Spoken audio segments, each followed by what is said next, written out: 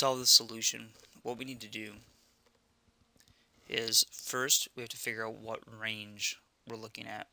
And we know that our theta value, which is our output here, since we're working with our inverse sine, we know we're given that our theta value is between 0 and 2 pi.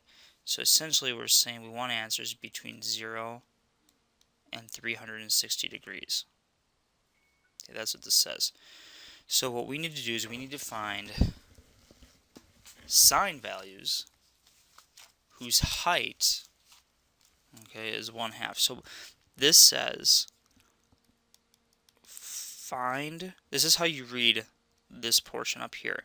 Find all angles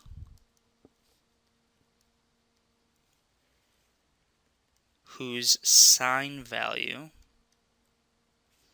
remember sine value is height, is 1/2. So what we need to do is take a look at our unit circle.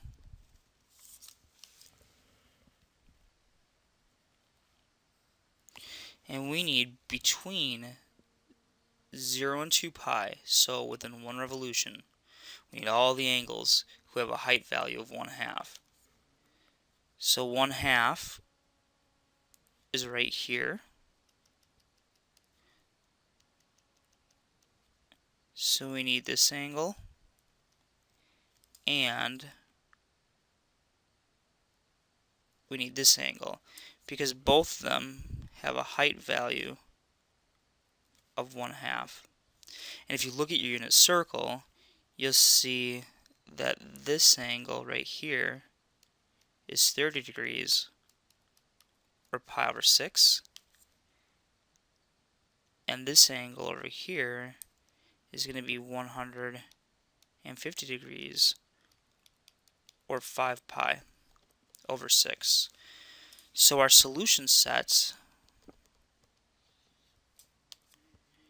is that the sine of negative 1/2 equals to theta, okay? And theta, the actual solutions, I'll write them as a set here, are pi over 6 and 5 pi over 6. Oops. These are the only angles between 0 and 2 pi that have a sine value of 1/2. Now, if I didn't give you this block up here, if I didn't tell you restrictions, then you'd have to go ahead and write it for all the angles. And that would involve something in terms of like k pi, where k is an integer. Now what we're going to do is we're just going to check these values on our calculator. So I'm going to change my mode into radians. And so what I'm going to say is, okay, the sine, let's try pi over 6. The sine of pi over 6 is equal to 1/2. And the sine of 5 pi over 6, it's also equal to just 1/2. If you use the arc sine button on your calculator and you type in 1/2, so what I'm doing here, when I do this, I'm starting out with this, and I'm literally plugging this guy into the calculator. What's going to happen is I'm only going to get one value out. Now, which one is this guy? Well, that's hard to see, okay, but if I take pi and divide it by 6, I get that same thing. So what it's giving me, if I switch into degrees, it might help you see this a little bit better. When I do the arc sine of 1/2, it'll give me out the 30-degree angle. So it's going to give me this guy. It won't give me the 150. I have to be smarter than the calculator and be able to recognize that there is another angle out there, and that is at 150.